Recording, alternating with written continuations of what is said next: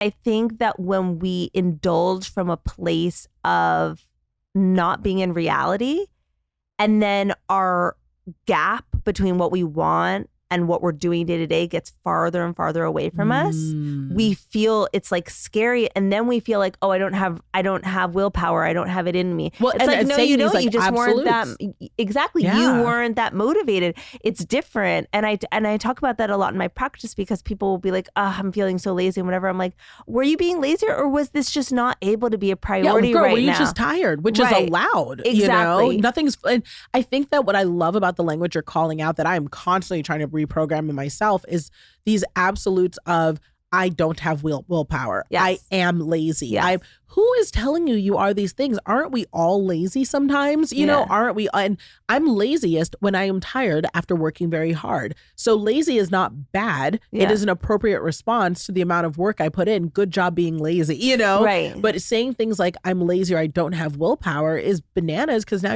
you're telling yourself you're this thing that prevents you from actually being what you really are, you know? Totally. And the interesting thing about willpower, which is now kind of a dirty word at this point. Sure. In the industry, in the world, yeah. But the interesting thing about it is that there's all this research that showed people used to think it was a personality trait. Some people had willpower and some people didn't.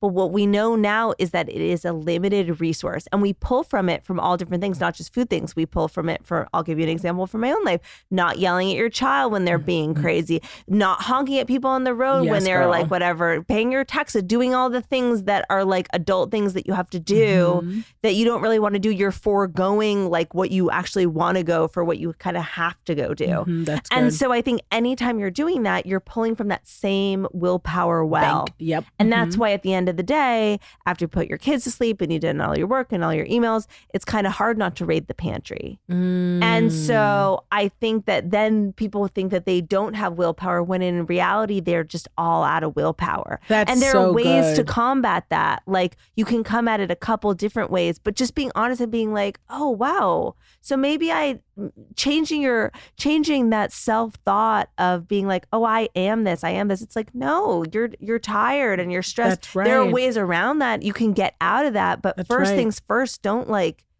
be unkind in that way. Yeah, that's so good. Because I mean, even when you were saying that, I was thinking about how you even see the memes about it. Oh, top of the day, I'm eating my salad. I'm working out. I'm doing all my things. By end of the day, I'm eating a half a piece of cake and you know all these things. That and willpower it was just dry. empty. And the idea that it's like, oh, I have willpower. I just ran out by the end of the day because I used it all on important things. Exactly, is really, really powerful. And obviously, like for anyone that's listening, it's kind of like, I'm sure there are people like, oh my God, that's me too. I feel like that. There are a couple ways around that. And I really focus on two. The first is, we talk a ton about mindfulness, which it's kind of an eye roll at this moment because it's like, we know we have to be more mindful. How do we do that without moving to an ashram for 6 months? Right, which means removing everything else. How do I be more mindful? Well, without getting rid of my kids, getting rid of my bills, getting rid of my house, Exactly. So a part of it is, how do you pay attention to what you're eating while you're eating?